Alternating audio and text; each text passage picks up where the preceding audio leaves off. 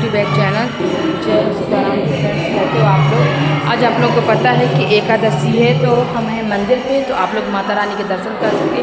ये है पीताम्बरा माता का मंदिर। तो आप लोग जयकारा, आज हम लोग आए हैं खाटू श्याम मंदिर, तो साथ में मंदिर के हम लोग आप खाटू श्याम मंदिर के भी आपको दर्शन कराएंगे। और सामने नीचे ना भजन कीर्तन चल रहे हैं, तो आप लोग देख सकते हो। मैंने वेयर की है साड़ी, क्योंकि जब भी मैं मंदिर वगैरह आती हूँ ना तो मैं साड़ी ही पहनती हूँ फ्रेंड्स। और ये नीचे मंदिर वगैरह बना हुआ, यहाँ पे प्रसाद वगैरह मिलता है। यहाँ का लोकेशन वगैरह आप देख सकते हो, बहुत अच्छा नज़ारा, आना बहुत ही आसान है। और फ्रेंड्स मैं आप बता दूं कि कल एकादशी का कमेंट आ रहा है कि दी एकादशी का पारण कब है, तो मैं आप लोग को बता दूं कि जो एकादशी का पारण है वो सुबह 5:15 से लेकर के 7:55 तक है। तो जो एकादशी का पारण है वो टाइम से ही करना चाहिए हमेशा। पारण वगैरह ना हमेशा फ्रेंड टाइम से कर लेना चाहिए, क्योंकि अगर आप बिना टाइम के, जो टाइम दिया है, जो टाइम बताया गया है, उसके अलावा अगर आप पारण करते हो तो एकादशी का फल प्राप्त नहीं होता है। इससे आप लोगों को दिक्कत हो सकती है। और अगर आप उसी टाइम पे पारण नहीं कर पा रहे हैं फ्रेंड, तो आप ये सोचिए फिर आपको क्या करना। आपको द्वादशी का व्रत करके फिर 13 को ही पारण कर पाओगे आप, ऐसा मानना है। तो इसलिए जब भी जितना व्रत आपको करना, मतलब जो आप व्रत करते हो ना एकादशी का, जितना परहेज से आप एकादशी का व्रत करते हो उतना ही परहेज से आपको इसका पारण भी करना होता है। तो व्रत के साथ साथ आपको ना पारण का भी विशेष ध्यान देना है। तो माता आप लोग देख सकते हैं, जय बाबा जी की जय, और हनुमान जी की। ये देखिए हनुमान जी की मूर्ति रखी हुई है, तो आप लोग इनके दर्शन कर लीजिएगा। और फ्रेंड्स अगर आप लोग सोचो कि नहीं किसी टाइम भी पारण कर लेंगे, हमने व्रत कर लिया एकादशी का, तो आपके व्रत का कोई मायने नहीं होगा, आपके व्रत का कोई पुण्य नहीं मिलेगा। तो अगर आप पूरा पुण्य चाहते हो कि एकादशी का हमें पूरा पुण्य प्राप्त हो, तो फ्रेंड्स आप लोगों को टाइम के अकॉर्डिंग करना। मैंने टाइम मेंशन कर दिया, वीडियो में भी, कल की वीडियो में भी मेंशन कर दिया था कि 5 बजे से 7:55 तक है।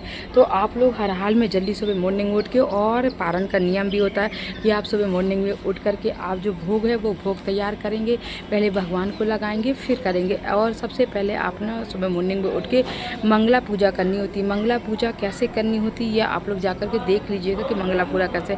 अगर आप डेली नहीं कर सकते तो कुछ पर्व तक मंगला पूजा आपको करना ही चाहिए। जैसे कि कोई पर्व महान, जैसे एकादशी है या कोई नया फेस्टिवल पड़ता है ना, तो उसमें आपको मंगला पूजा करनी चाहिए।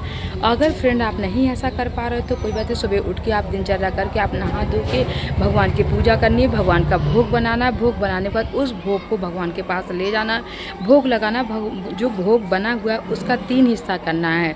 इस 3 हिस्सा, एक गौ माता को जाएगा, एक उनको माता रानी को जाएगा, भगवान जी को जाएगा, एक प्रसाद आपको जाएगा। तो अब इसके बाद में आपने गाय को प्रसाद खिला देनी है, और जो एक हिस्सा प्रसाद का वो ब्राह्मण को जाएगा। तो ब्राह्मण नहीं है तो आप लोग ना उसको भी गाय को खिला सकते हो, क्योंकि आजकल हर टाइम ब्राह्मण वगैरह नहीं मिलते हैं, तो कहाँ तक हम लोग ध्यान दें ब्राह्मणों को। भैया उनको भी आजकल काम है, बिजी रहते हैं, तो कोई बात नहीं। एनीवे आप ना काऊ को खिला दीजिए, सबसे अच्छी बात है कि आप काऊ को खिला दीजिए।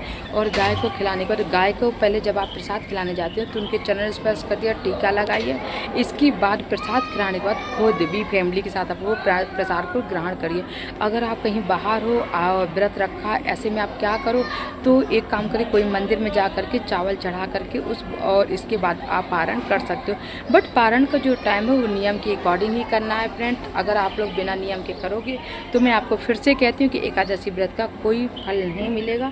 फिर मत आप लोग कहिएगा कि हमारा हम व्रत तो करते हैं कोई फल नहीं मिलता है। तो व्रत हमेशा, हर नियम, कोई भी व्रत हो, नियम का ध्यान जरूर रखना चाहिए। व्रत तो सभी कर लेते हैं, बट नियम का जो ध्यान नहीं रखते उनको फल बिल्कुल नहीं मिलता है फ्रेंड्स। तो इसलिए नियम का पालन करते हुए आप व्रत का पालन करिएगा। व्रत का टाइम मैंने बता दिया।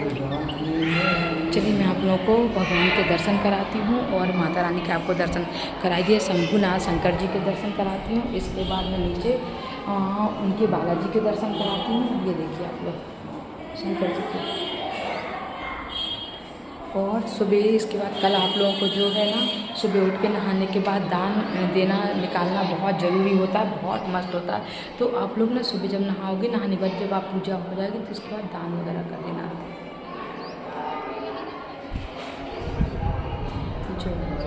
चलिए मिलते हैं फिर नेक्स्ट वीडियो में। कल दान में आप जो भी निकाल सकते हो वो आपकी इच्छा है। चने की दाल है, चावल है, और जितना जो आप दक्षिणा देना चाहते हो या पंडित जी को घर पे खाना खिलाना चाहते हो, ये आपके अकॉर्डिंग है। बस जितना कर सकते हो जितना उतना कम है। बस ये अगर पंडित जी को खाना खिला सकते हो तो बहुत अच्छी बात है।